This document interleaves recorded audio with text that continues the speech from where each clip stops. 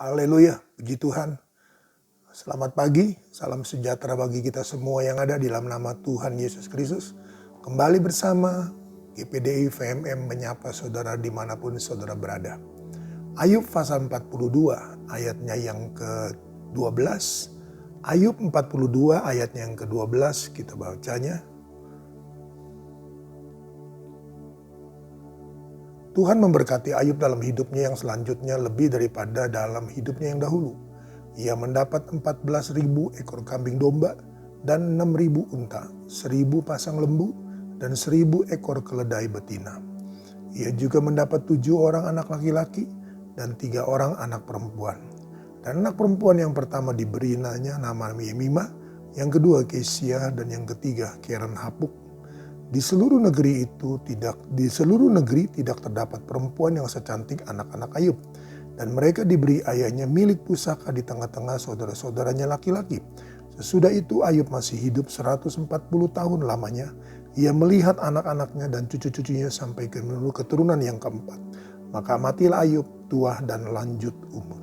Saudara kasih Tuhan, inilah berkat yang kedua yang diberikan Tuhan kepada Ayub.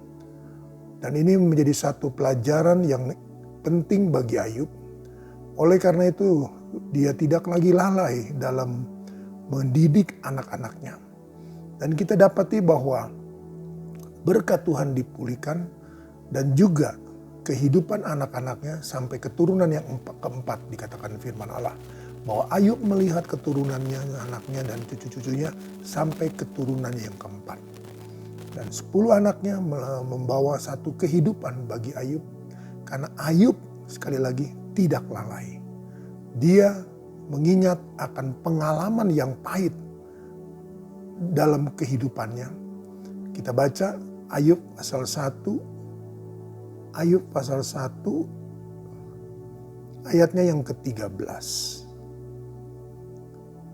Pada suatu hari ketika anak-anaknya yang lelaki dan perempuan makan-makan dan minum anggur di rumah saudara mereka yang sulung.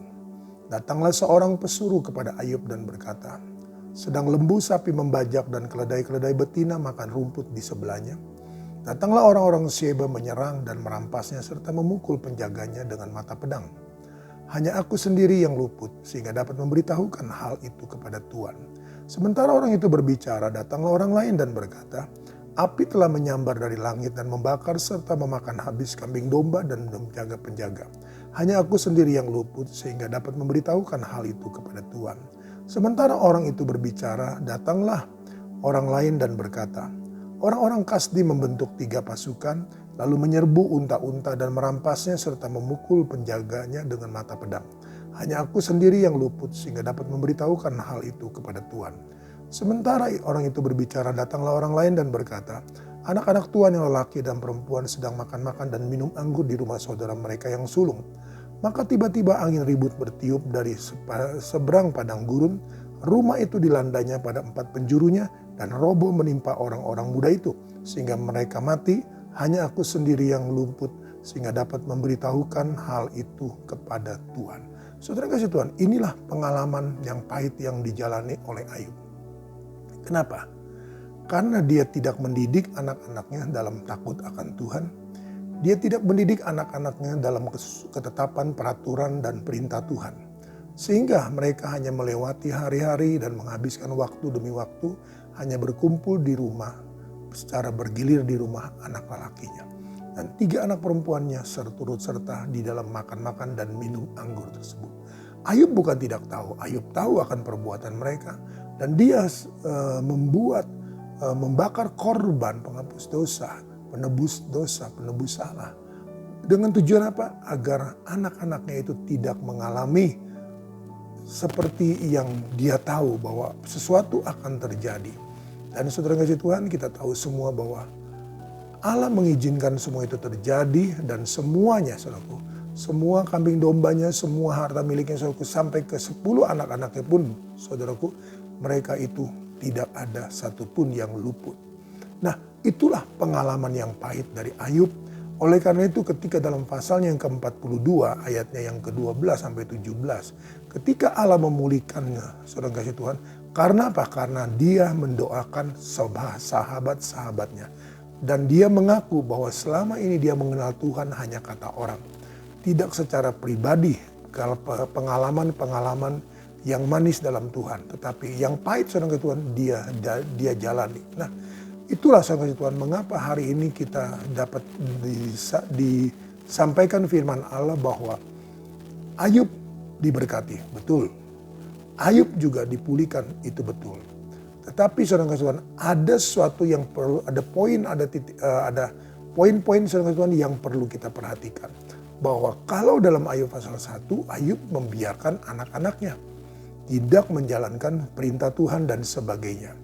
Nah, tetapi dalam pasalnya yang ke-42, saudaraku, dia bisa melihat 10 anaknya itu 7 anak laki-laki dan 3 anak perempuan melahirkan saudara Tuhan keturunan demi keturunan. Bahkan dikatakan firman Allah, Ayub sampai kepada keturunan yang keempat dan dia hidup berbahagia sehingga dia hidup 140 tahun lagi dikatakan.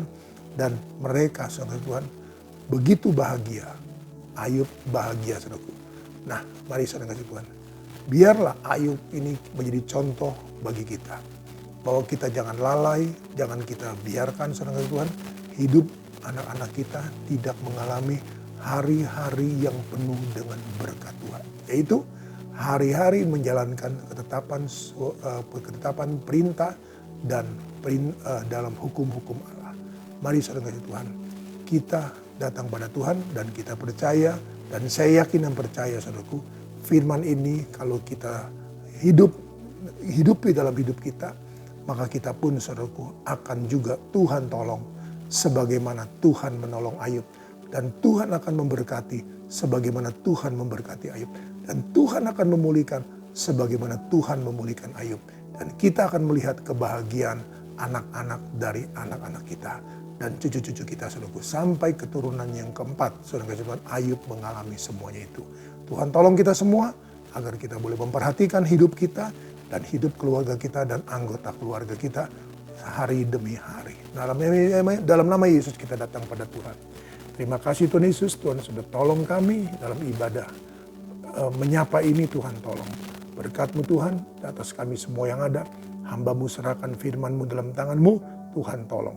Tuhan berkati, Tuhan sertai, Tuhan lindungi kami semua yang ada. Dan nama Tuhan dipuji, diagungkan, dimuliakan. Biarlah Tuhan perintah-Mu, ketetapan-Mu, dan hukum-hukum-Mu kami boleh sampaikan kepada anak-anak kami. Sehingga mereka Tuhan hidup di dalam takut akan Tuhan. Dan kami percaya Tuhan Yesus, firman-Mu tertulis bahwa Ayub mendapatkan kebahagiaan di hari tuanya. Dan dia boleh melihat keturunannya sampai yang keempat. Dia boleh hidup berbahagia, begitu luar biasa. Nama Tuhan dipuji, diagungkan, dimuliakan. Hamba berdoa dan serahkan seluruh kawanan domba dalam tangan-Mu. Mari Tuhan, kembali mereka akan melakukan aktivitas kegiatan mereka sepanjang hari ini. Kiranya dengan berkat yang Tuhan sediakan pada waktu kami tidur, dengan rahmat-Mu yang baru setiap pagi, kami Tuhan boleh melangkah di mana Tuhan berjalan di depan kami, membukakan jalan bagi kami, membukakan solusi, memberikan solusi bagi kami, dan Tuhan akan nyatakan segala pertolongan-Mu, dan Tuhan dengan setia akan bersama dengan kami dalam tiang awan sampai kepada tiang api.